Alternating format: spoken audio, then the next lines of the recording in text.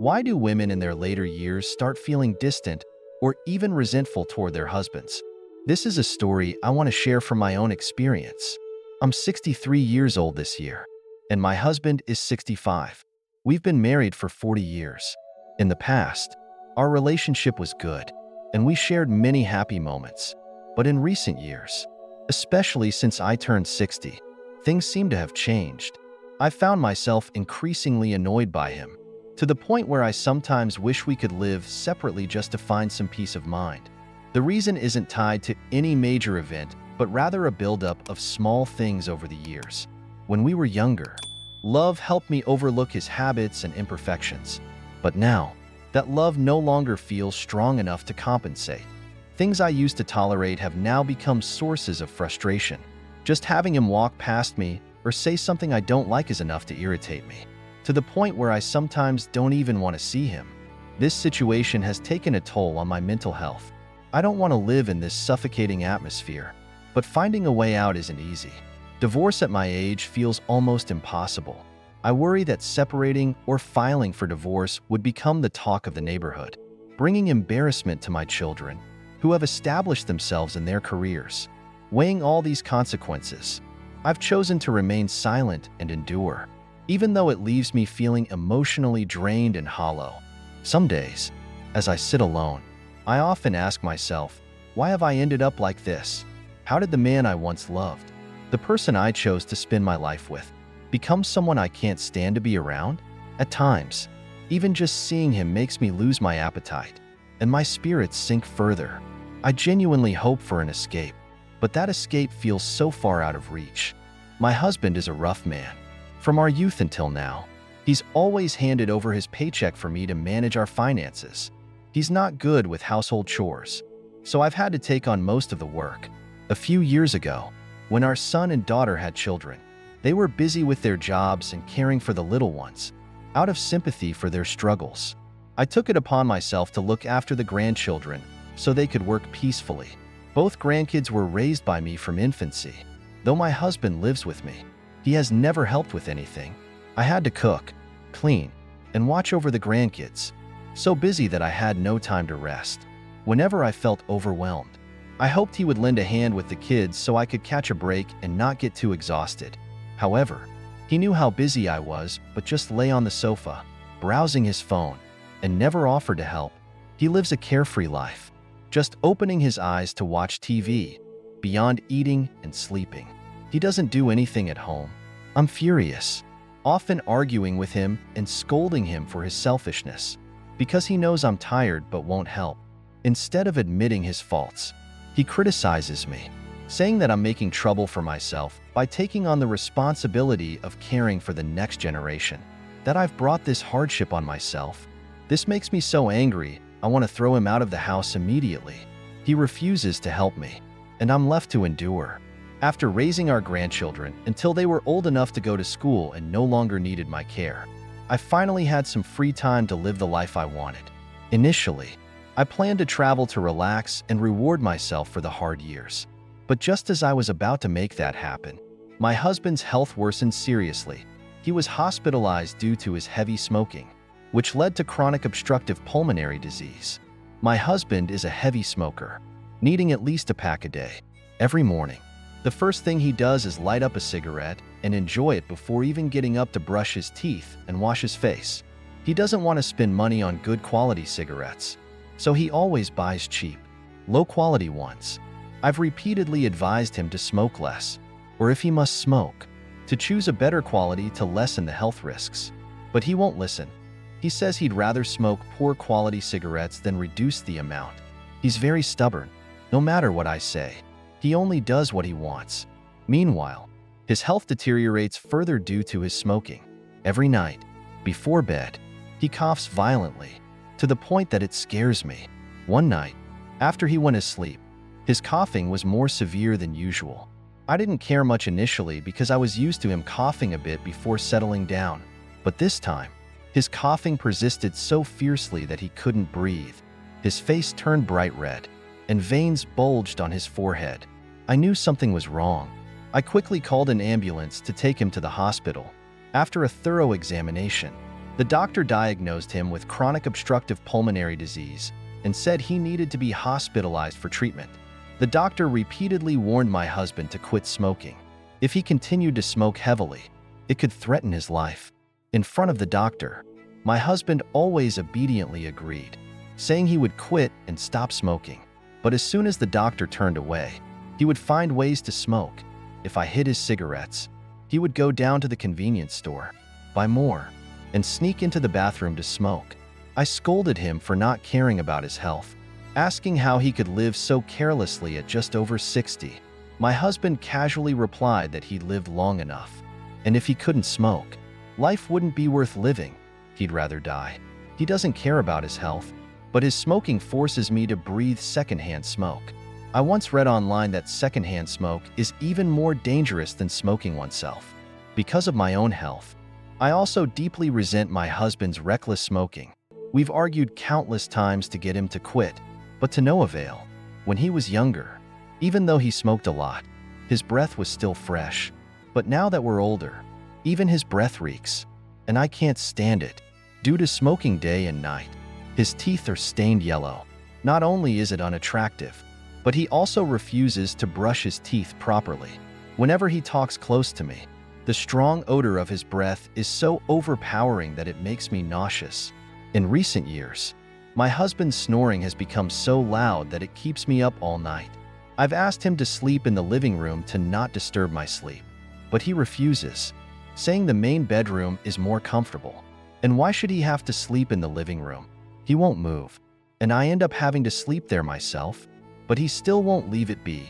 He complains that he has a wife. So why should he sleep alone in an empty room? Every time I grab my blanket to head to the living room, he pulls me back, not letting me go. If I insist on leaving, he starts a loud argument that disturbs the whole neighborhood.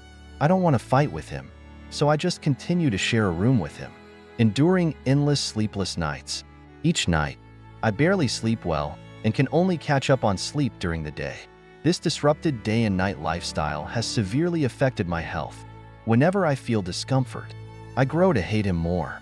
I despise that he only thinks of himself and doesn't care about how I feel. In the past, even if he was sometimes lazy about bathing, he didn't smell bad. But now that he's older, he constantly reeks of old age. He knows he smells, but he doesn't pay attention to personal hygiene. Every time I want him to take a shower, I have to repeat myself multiple times. He often doesn't brush his teeth and goes to bed without washing his feet, leaving our bed smelling foul. If he doesn't wash his feet or brush his teeth before bed, the next day I have to wash the bed sheets and pillowcases to rid them of the strong foot odor that permeates the house. I have a few friends my age. Their husbands are just like mine, becoming more unkempt as they age. Whenever we meet, everyone vents about their husbands, sharing their burdens and making each other feel a bit better. When I was young, I always thought I would live happily with my husband until we were old and gray. But now, I find it increasingly unbearable. I don't want to see my husband's face every day. I'm not sure if this feeling is because of me or him, but I know I'm living through days as torturous as a punishment, feeling so miserable as if I'm trapped in a life with no way out. With everything now just despair and disillusionment, each day passes like an endless mental torture. The story of the woman who gradually resents her husband is not an isolated phenomenon. It reflects the complexities and changes in marital relationships over time, especially as life enters its twilight years. Years of living together often bring about changes in both the psychology and lifestyle of each person, leading to growing emotional distances. So, why do women, after so many years of marriage, gradually find it unbearable to be with the spouse they once loved wholeheartedly? Why do older women grow weary of their husbands? Firstly, one common reason is the inequality in sharing family responsibilities. When they were younger, wives often endured and forgave their husbands' bad habits out of love or responsibility for the children. However, as they age and their health declines while the pressure to care for grandchildren increases, wives gradually feel exhausted, especially when their husbands do not share the workload and live carefree, indifferent to the family burden. This lack of cooperation accumulates discontent and weariness in the wife. Moreover, Older women tend to become more aware of themselves and the value of life when they are no longer caught up in the whirlwind of work and childcare. They have more time to reflect on what they have sacrificed and seek their own happiness. They begin to notice their husband's flaws that were previously overlooked due to love or busyness. This shift is not a sign of waning love, but a maturity in realizing what truly matters in life. Should we consider divorce? Divorce is a tough decision that comes with many consequences, especially for older adults. For a woman who has been married for decades, divorce isn't just about ending a relationship. It also brings fears of loneliness, concerns about family reputation, and particularly the impact on children and the community. Therefore, the question, should I get a divorce, isn't just a personal decision, but also a balance between personal rights and social responsibilities. From one perspective, divorce could be a way to escape suffering and achieve a more peaceful and spiritually free life. However, before considering an end, one must ask whether divorce really addresses the root problem. Discontent may stem from various factors such as feelings of abandonment, a lack of understanding, or even frustration due to a loss of emotional connection. These issues might be resolved through communication and attitude adjustments from both sides rather than through divorce. An open and honest conversation can be the first step toward restoring balance in the marriage. What can be done to preserve family happiness? Family happiness is not guaranteed. It is a process that requires effort from both sides to maintain joy in the later years. Perhaps the first step is to accept change. Everyone ages, both physically and in personality, and this change requires understanding and forgiveness. Instead of clinging to expectations from younger years, both spouses should learn to see each other through a new lens, understanding that each person has their own worries and insecurities as they face aging. Communication is crucial for maintaining the relationship. Many older couples forget that even after years together, they still need to keep talking and listening to each other. Sometimes, just a heartfelt conversation, airing out concerns, and sharing bottled-up feelings can rekindle the connection that once existed. Additionally, spending time together, exploring new things together is also a way to keep the spark alive in the relationship. When children are grown and life's burdens are lighter, spouses can use this time to do things they missed out on, like traveling, engaging in activities together, or simply enjoying peaceful moments together. Lastly, to preserve family happiness, there must be an acceptance that marriage isn't always perfect. No relationship is without difficulties and challenges. The key isn't to avoid conflicts, but to learn how to resolve them positively. Growing to resent one's spouse after years together is a common issue many older women face, but it doesn't have to signal the end of a relationship. Instead of seeing divorce as the ultimate solution, consider other ways to mend the relationship. Sometimes love isn't a blazing fire, but a simmering glow that needs to be rekindled and nurtured to continue shining. Family happiness ultimately comes not from perfection, but from mutual acceptance and effort. Thank you for taking the time to watch our video.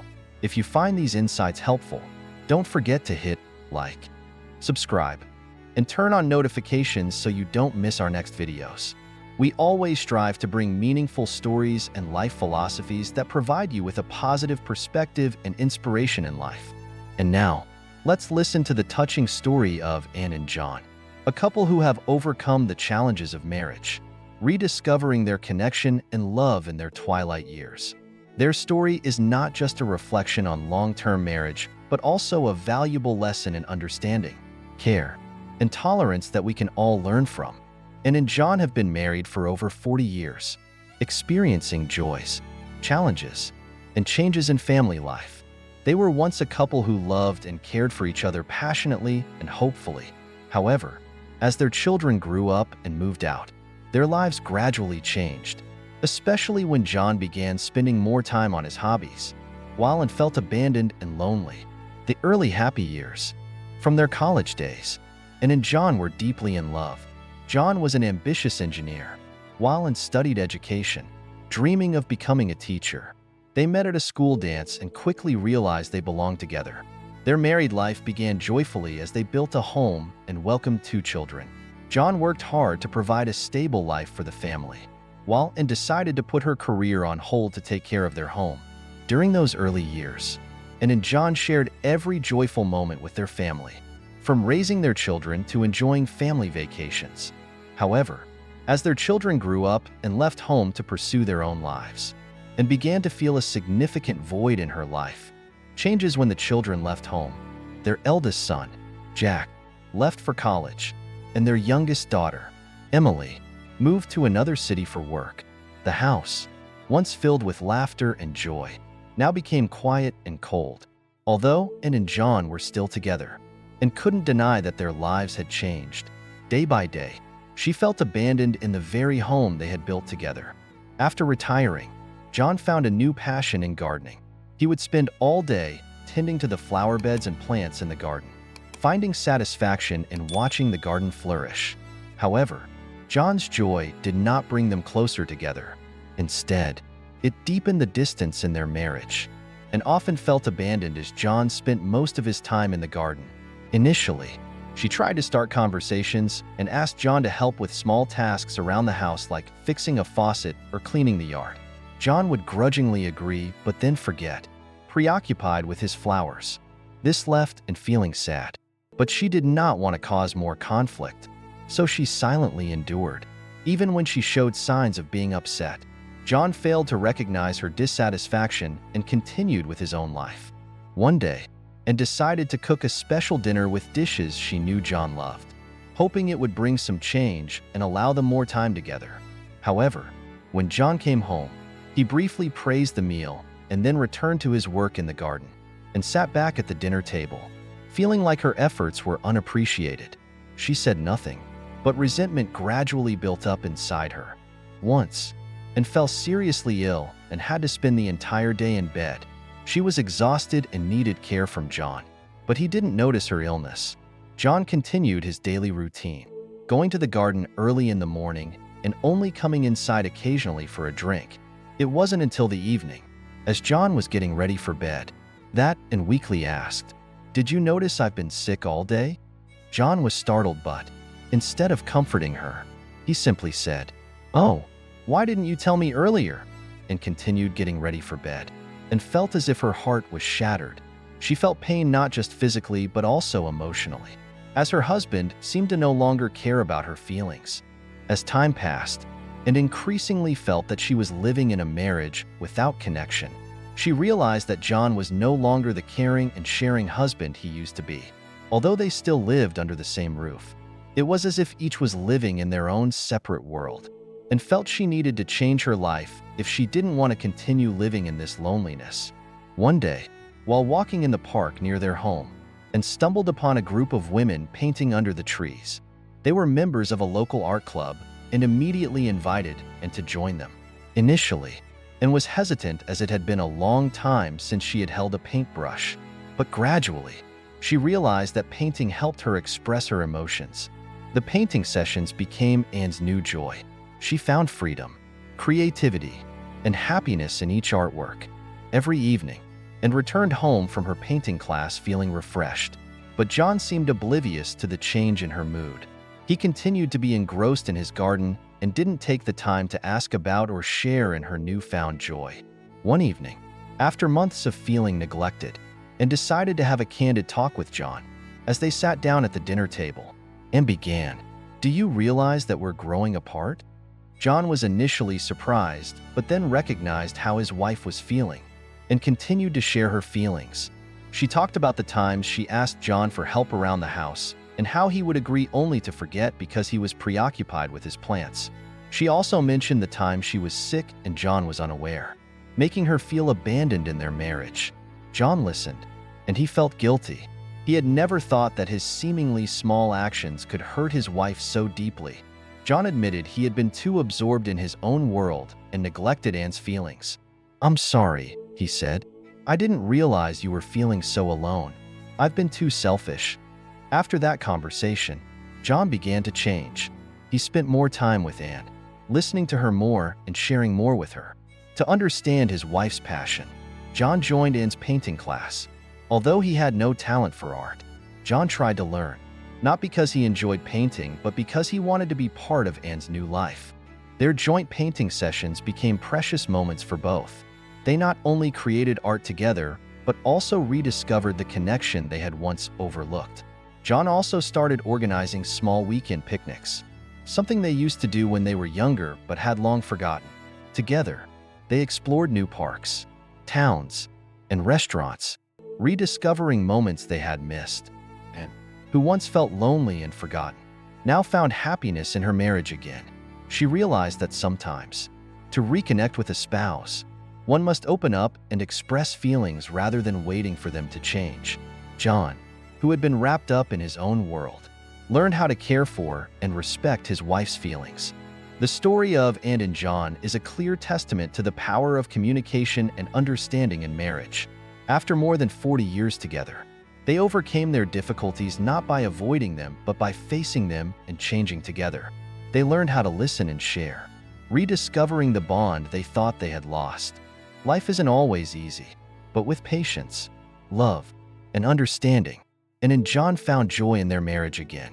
This proves that even in later years, love can be nurtured and grow if both partners are willing to change and grow together.